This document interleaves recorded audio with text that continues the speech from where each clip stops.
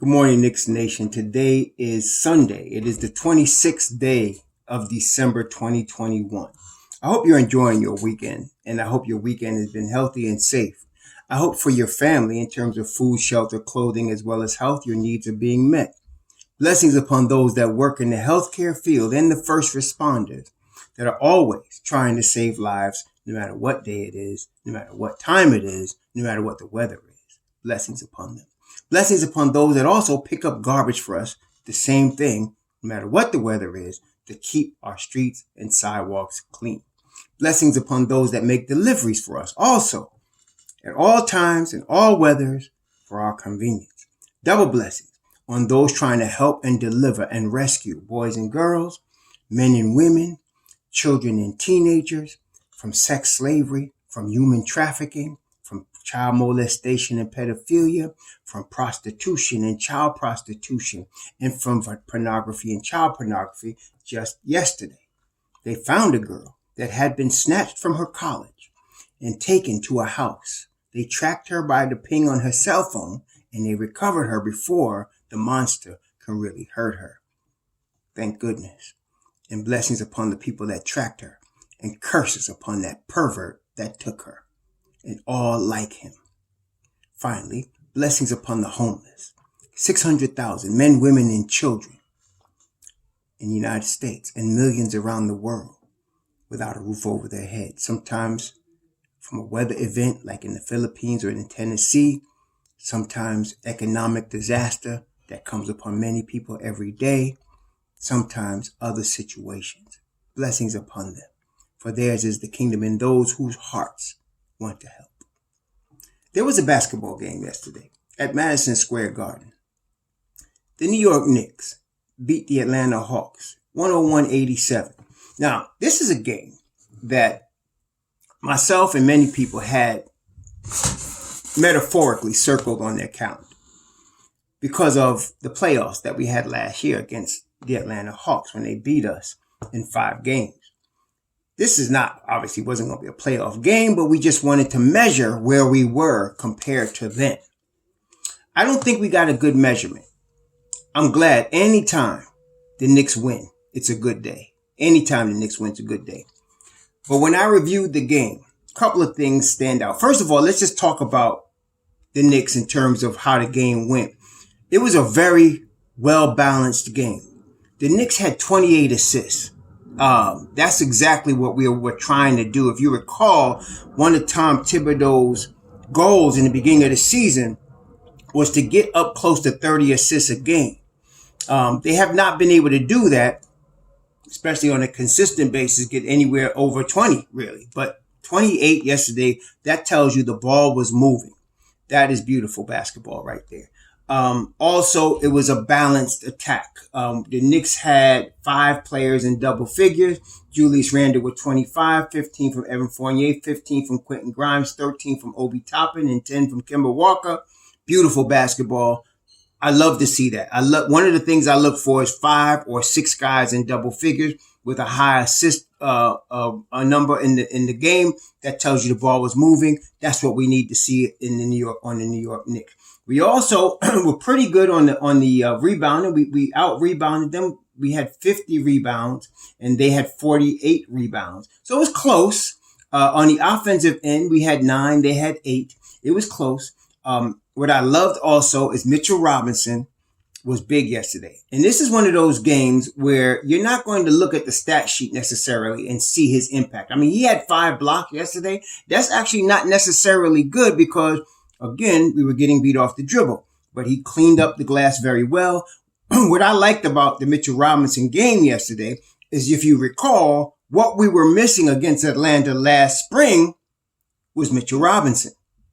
And what they had was Clint Capella. Yesterday, to me, Mitchell Robinson not only neutralized Clint Capella, he was more of a factor in controlling the paint than Clint Capella was, if you just watch the game. Now, statistically, I didn't even look and see what Capella did. He had 6 points. He had 9 boards, 4 on the offensive end. He also had 2 blocks. But to me, it wasn't close. Mitch Rob was the dominant of the two. And that's, no matter what else is happening, that's, to me, the most important thing I saw yesterday, because when COVID is over, in terms of when all the players get back, those two players are still going to play major roles in this matchup if we ever have to meet Atlanta in the playoffs. And so to have a healthy Mitchell Robinson, to me, gives us the advantage. And that was the game within the game that I was really watching yesterday when I reviewed the game. And I'm glad to see, and Mitchell Robinson is still getting into shape. He's going to get better, as the season goes on. He's going to get better. And so he's playing much wiser brand of basketball than, if you recall, his first 2 seasons. He was in foul trouble a lot. That happens to a lot of athletic big men. They get in foul trouble a lot in their first couple of seasons. Some of y'all started tripping and acting like this is going to be him his whole career. No, it's an early career thing. You can see now he has that under control. He ended up yesterday with 3 personal fouls. And he played 30 minutes. Excellent. Okay. So I'm very happy. That to me is the biggest thing I took away from yesterday. That's the biggest thing, because again, going forward, that's going to be the matchup. If we can get our perimeter defense together, we know, and Mitchell Robinson's healthy, we're going to be a dangerous team going forward. Now, Kemba Walker. To me, the game that Kemba Walker played yesterday, some of y'all are not going to understand this because you're looking at stats. But if you watch the game, it was better than the 44-point game. It was better than that game. Why? Somebody said, well, he had 44, 9, and 8, and blah, blah, blah. And everybody looking at the stats and trying to, no. There's such a thing as empty stats. When you score 44 points and you take 27 shots and your team loses, that's an empty stat. But yesterday, he only scored 10. He had 12 assists and he had 10 rebounds. He played 40 minutes. Now, he did not shoot the ball well at all. 3 of 12 from the field, 2 of 9 from three-pointer. But the ball was moving. That's the key. And he was picking his spots to be aggressive. And he had the couple of baskets he did have, he was easy baskets. Like, in other words, it was in transition. He saw there was nobody guarding the paint. He can easily, there's no one person in the NBA at this point, the way he's playing, that's going to guard him one-on-one. He's got that, his step back, his crossover, all of that is going. He got a couple of easy baskets. We need easy baskets. That was really good. So yeah, that worked very well. Offensively, everything was perfect. Now, let's talk about some things that are real. I know y'all always want to call me hater when I don't agree with what you're saying, or when I see things that you don't see, or whatever. But listen, Atlanta was missing 8 players yesterday. They were missing Trae Young, DeAndre Hunter, Kevin Huerter, and Danilo Gallinari. What do those guys have in common? They're Knick killers, and they can shoot threes. That's what they were missing yesterday. Also, I counted myself, and I'm not going to be perfect, but I counted how many pick and rolls Atlanta ran yesterday. I counted 24 pick and rolls they ran yesterday. They were successful, or they scored a basket on 8 of them. Now, this is with DeLon Wright at the point guard spot. DeLon Wright is not Trae Young. Okay? He's not Trae Young. And they were setting terrible picks yesterday. Clint Capella was setting terrible picks yesterday. John Collins was setting terrible picks yesterday. I don't know what was going on, but their pick and roll game was off. One reason, of course, I just mentioned was because there was no Trae Young. Right? The reason I bring that up is because defensively, the reason the Knicks were getting beat during the first stretch of Kemba was because Kemba and Fournier and Randall could not properly guard the pick and roll. That's the problem. So yesterday we didn't see the effects of that because they weren't running it as efficiently as they would run it if those guys were in the lineup. Okay. I'm glad we got the win. And what I'm saying is we're going to have to pile up these wins while we can, because the Knicks are starting to get healthy at a time when other teams are losing their players to the 10-day COVID thing. Okay. The Knicks are starting to get their guys back. I mean, we got everybody back now except for Nerlens, who we really don't need, and Deuce, who we really do need. So those are the only 2 guys. And I'm expecting, today is Sunday, I'm expecting an announcement between today and tomorrow that Deuce is back. I'm expecting that because Kevin came back. Grimes came back early. And so I'm expecting Deuce is going to be back because we're going to need him for a couple of reasons. Bringing me to my next point. Kemba played great yesterday. He did. And the thing is, first let me step. For y'all paying attention, I never said Kemba doesn't try on defense. Some of y'all implied that that Kemba is lazy on defense. I never said that. Some of y'all get hyped and confused and you can't hear or think when they do that. Calm down a little bit. First of all, let me explain this to you very clearly. Julius Randle has the ability, the physical ability to play good defense. He gets lazy at times. Kemba Walker does not have the physical ability to play good defense. He gives 100% on every play, both sides of the ball. Okay? He just doesn't have the lateral quickness, the size, or the strength to play defense against NBA level players. That's just the facts. Okay? So there's a difference. Julius will sometimes give effort and sometimes not. He always has the ability, but he doesn't always put forth the effort. Kemba always puts forth the effort. He just doesn't have the ability. There's a big difference there. Okay? So Kemba could be trying his hardest.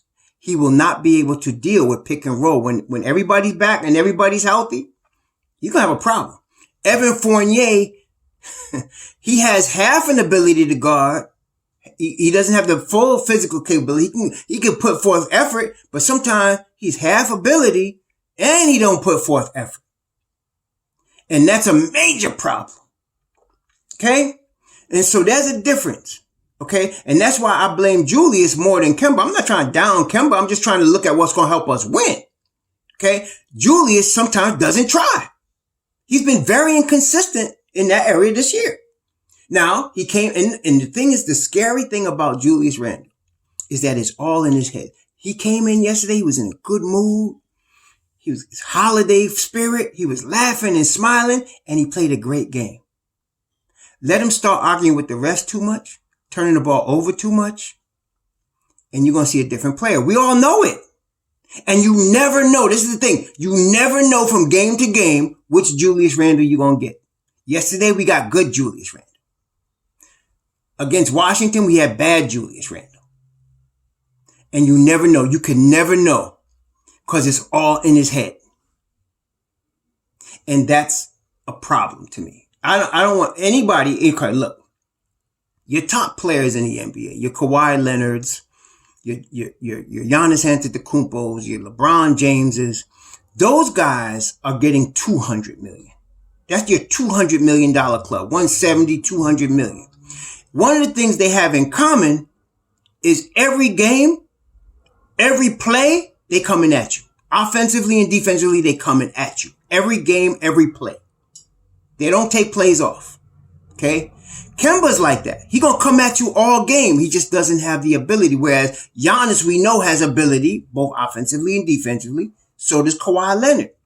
Okay? Some players just don't have all of that ability. He can't help that he's 6'1", $170. Right? He can't help that. But these other guys that are being paid to be the man on their team, you can count on them every night. They're coming at you. Okay? That's a given. With Julius, I think I'm not being overly critical when I say it's not always a given. Okay? And that's a problem. Now, he's the second tier. So I know it sounds crazy, but your top tiers guys are 170, 200 million. Your second tier dudes are between 80 and 100 million. You know, that's where you're dealing with your Lonzo Balls, your Julius Randles, those type of guys, right? They're not the top tier, but they're the man on their team. That's Julius. Okay. And so yesterday we got good Julius. 25 points, 12 boards. He still had 3 turnovers, and the 3 turnovers for him, that constitutes a good day, right? I mean, I think we understand that. On a bad day, he'll get 4, 5, 6 turnovers or more. Okay. And he was stripped a couple of times. Everybody in the NBA now knows he can't dribble, and they're all going at him to strip him of the ball when he starts to dribble. So of course, here we go again. He's got to remember to not dribble. Make a move, do it. And he, for the most part yesterday, that's what he was doing. He was getting the rock, making a decision, shooting it or passing it for the most part yesterday. And that's why we got good Julius. And it came into the game like that. It was all in his head. He was ready. He was smiling. That's why we got good Julius yesterday. Fournier. Again, they weren't coming at him strong with the pick and roll yesterday. When they did, they were successful most of the time. But they weren't coming at him that much with the pick and roll like they will when they're full strength. Okay? He scored 15. He's still going to be a problem. Okay, going forward. I'm thinking ahead. But right now, I mean, look, we got Minnesota, we got Detroit, and we got Oklahoma City coming up. That's not given we're going to win, but we got a good shot to win. Okay, these 3 games. I'm not going to say the 5 thing again because that causes problems. But we got a schedule we got to take advantage of.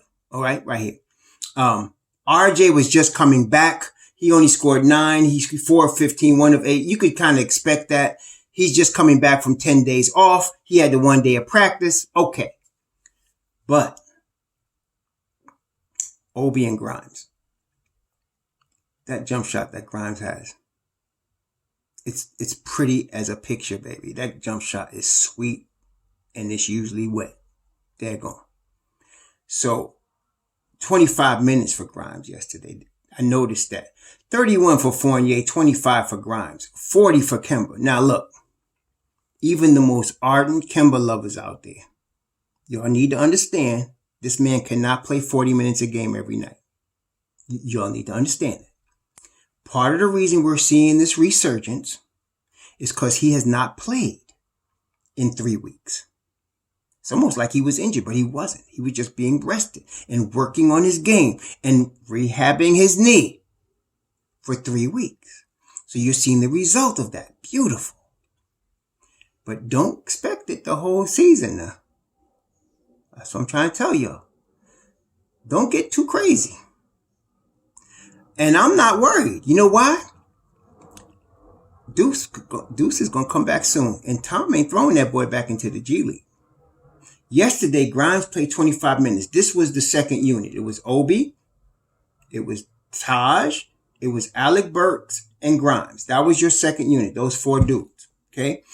Emmanuel Quickly is back now. So he's going to go into that second unit, obviously. I think you're going to see less minutes of Taj.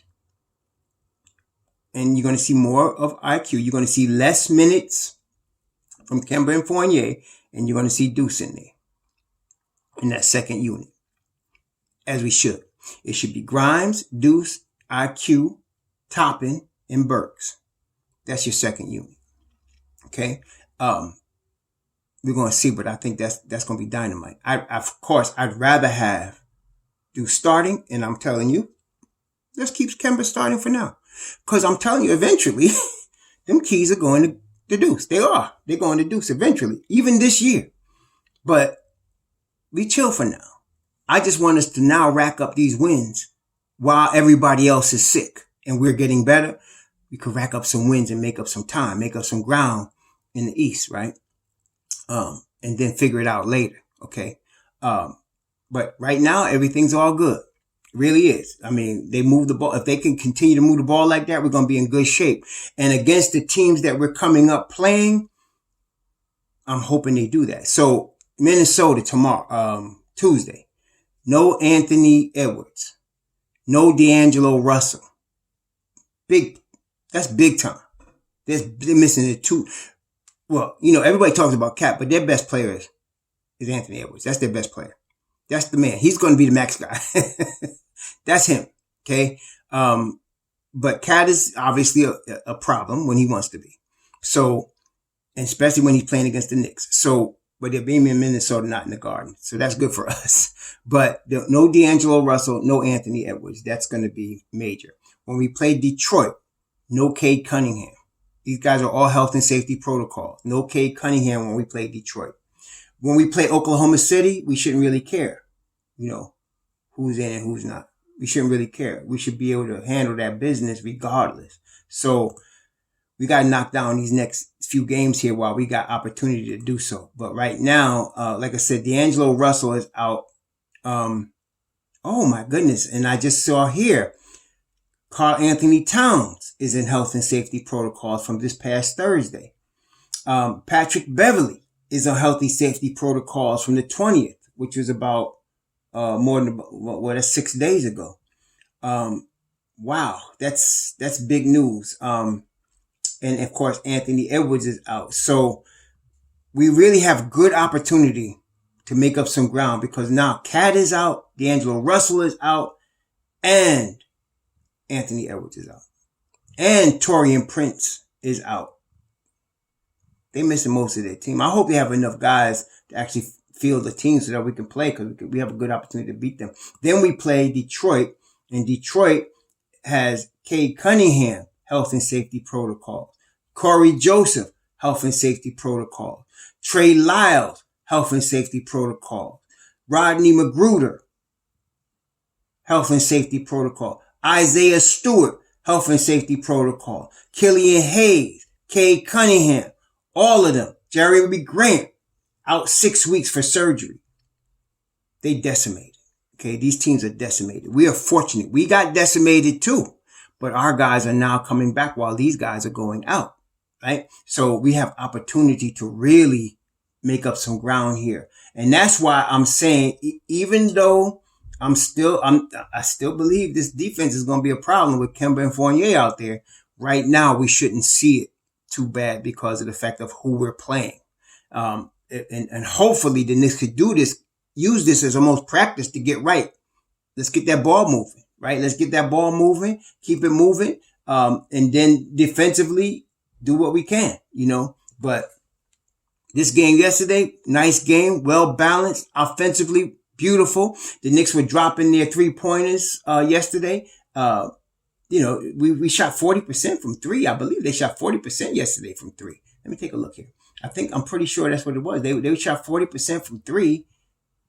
Yep, they were 20 or 50. They shot 40% from three. And again, good rebounding, excellent, movement of the ball, 28 assists, 6 blocks, of course. 5 of those were from Mitchell Robinson.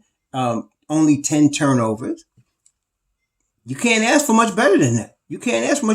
Like I said, that's an excellent game. Obi Toppin playing 14 minutes. I would like to see him get some more. He came out there 5 of 8 from the field, 1 of 2 from 3, 4 rebounds and assists. The energy, you know who used to play with that type of energy, if some of y'all remember? Spreewell used to come with that kind of energy every night. And at first, the year the Knicks went to the finals in 99, Spree was coming off the bench. Now, Spree raised all kind of Cain about that even then. And so the next year they started him and Marcus Camby. Both of them were coming off the bench that year they went to the finals.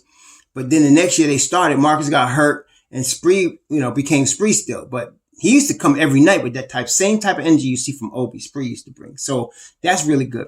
But Grimes needs to stay in the rotation, the jumper, the defense, tremendous, man. I mean, he had 1 turnover yesterday. He was 5 of 14, 5 of 12 from 3 because all 5 of his shots was jumpers, 3-point jumpers. And some of them were in and out. Like he could have easily had 7 yesterday, but it's all good. He's going to have days like that.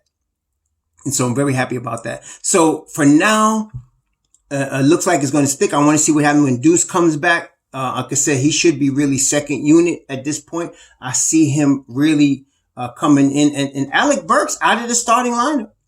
Because RJ was back. Alec Burks out of the starting lineup. I really think it should have been Fournier. But, whatever. We know what's up. We know with the contracts and all that. So he's going to stay there. It is what it is. Again, there's what we want and then there's what we know is going to happen. Right? There's 2 different things. What we want and what we know is going to happen. No need wasting energy beating your head against the wall. Randall's going to be here. And some of y'all because I said trade him. I would. But I also said, I know he's not going to be traded. Y'all didn't catch that part. I said he's going to be here this year and probably next year. I wouldn't mind trading him, but he ain't going nowhere. Fournier ain't going nowhere either. Okay. Until it comes crunch time. Now, when I say crunch time for playoffs. If this cat is still being inconsistent, you're going to see Grimes take them minutes. And I don't mind that. And a lot of us don't mind that. Kemba starts getting beat on the pick and roll like crazy. You're going to see deuce time. And I'm predicting you're going to eventually see deuce time. Between him with his knee starting to catch up with him, the arthritic knee starting to come back. The minutes that Tom is giving him right now, you're not going to see this all the way to the spring, y'all. I'm telling you, you're not going to do that. But for now, hey, let's have a good time. Let's party like it's 1999. You know what I'm saying? Because it's all good right now. But eventually, we're still going to be all right because you're going to see a Grimes and the Deuce start taking those minutes as they should. Okay. So I guess overall, we're in good shape right now, and we are coming healthy at the right time. And so let's keep it rolling. Next game, Minnesota. Let's get this business taken care of, y'all. Let's keep doing what they're doing. We should be all right. In the meantime, please enjoy the rest of your weekend. It's still kind of, I guess, a holiday week because the holidays really start last week going into Christmas time, and then this week going into New Year's. Be safe out there, please. Be careful. Shalom.